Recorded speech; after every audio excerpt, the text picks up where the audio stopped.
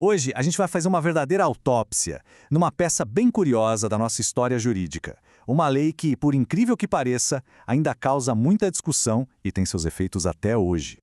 E para começar, vamos direto ao ponto com uma pergunta que soa até meio estranha, né? Como é que uma lei lá de 1941, o Decreto-Lei 3.688, a famosa Lei das Contravenções Penais, ainda pode ter o poder de definir o que é um crime nos dias de hoje? Para a gente entender o peso e a estranheza dessa lei, primeiro a gente precisa fazer uma viagem no tempo, voltar para a época em que ela foi criada. Olha só o caminho que essa lei percorreu. Ela nasceu lá em 1941, em plena era Vargas, um período autoritário de muito controle social, e ela sobreviveu a tudo. Atravessou a redemocratização com a Constituição de 88 e chegou até a ser alterada por leis recentes, em 2021. É uma verdadeira sobrevivente. Então nosso desafio aqui é esse, é fazer uma espécie de perícia jurídica. O que dessa lei ainda está valendo, o que já virou peça de museu, não se aplica mais, e o que talvez tenha se transformado em outra coisa. Vamos começar pelo mais óbvio, tirar da frente aquilo que já morreu e foi enterrado. São os verdadeiros fantasmas dessa lei, artigos que hoje não fazem o menor sentido. Primeiro, a vadiagem. Pensa bem, isso já foi usado como uma ferramenta de controle social fortíssima, especialmente do período pós-escravidão. Hoje, é claro, isso é totalmente incompatível com a nossa Constituição, não se aplica mais. A mesma coisa vale para a mendicância. A ideia de criminalizar a pobreza, felizmente, ficou no passado. Na prática, ninguém mais é condenado por esse tipo de coisa. E aqui tem um reflexo direto daquela paranoia da era Vargas, o medo de sociedades secretas. Esse artigo, o 39, foi formalmente, expressamente revogado em 2021, pela mesma lei que acabou com a antiga Lei de Segurança Nacional. Aí pode surgir uma dúvida. Como que esses artigos perdem a validade? É por causa de um conceito-chave no direito, chamado não recepção. A analogia do slide é perfeita. Pensa na Constituição de 88 como um sistema operacional novo, moderno. As leis antigas que são incompatíveis com ele, como um aplicativo velho, simplesmente não rodam mais. Elas não foram recepcionadas. Bom, a gente já viu o que morreu. Mas e o que não morreu e sim se transformou? Sim, tem contravenção que evoluiu e virou um crime bem diferente. Olha que mudança radical!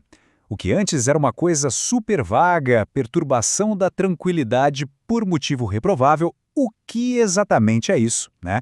Bom, isso evoluiu para algo muito mais sério e bem definido, o crime de perseguição, o famoso stalking. E aqui entra outro conceito jurídico importante, a continuidade normativa típica. Parece complicado, mas a ideia é simples. A conduta não deixou de ser crime, ela só mudou de lugar no código. Ganhou uma roupagem nova e mais adequada. O STJ já deixou isso bem claro. Não aconteceu uma abolitio criminis, ou seja, o crime não foi extinto. Bom, já tiramos os fantasmas do armário, já vimos o que evoluiu. Agora vem a pergunta que realmente importa no nosso dia a dia.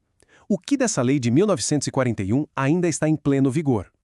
E a resposta para essa pergunta nos leva a uma das maiores e mais polêmicas surpresas dessa lei antiga. A resposta, de forma bem direta, é sim. Pois é, muita gente acredita que o Estatuto do Desarmamento revogou tudo sobre porte de armas. Mas o Superior Tribunal de Justiça já bateu o martelo. O Estatuto cuidou das armas de fogo. Para chamar das armas brancas, facas, canivetes, coisas do tipo, o artigo 19 da Lei das Contravenções Penais continua valendo. E tem mais um sobrevivente muito importante e infelizmente bem comum, as vias de fato. Sabe aquele empurrão numa discussão, um tapa, uma agressão que não chega a deixar uma marca, uma lesão corporal comprovada? Isso são as vias de fato. E um detalhe crucial, a ação penal é pública incondicionada, ou seja, o Ministério Público processa mesmo que a vítima não queira registrar queixa, diferente do que acontece com a lesão corporal leve. Ok, depois dessa verdadeira escavação arqueológica no nosso direito, qual é o veredito final sobre a lei das contravenções penais? Olhando para esse gráfico, fica bem claro, né? Essa lei é uma verdadeira colcha de retalhos. Tem uma parte enorme que já foi para o lixo da história, uma outra que se transformou completamente e uma terceira fatia, menor mas ainda muito relevante, que continua aí, firme e forte. No final das contas, isso mostra pra gente que o direito não é uma pedra ou um monumento estático. É um organismo vivo que respira, se adapta, joga fora o que não serve mais, mas que às vezes carrega vestígios do passado por muito, muito tempo. E fica a reflexão, não é mesmo?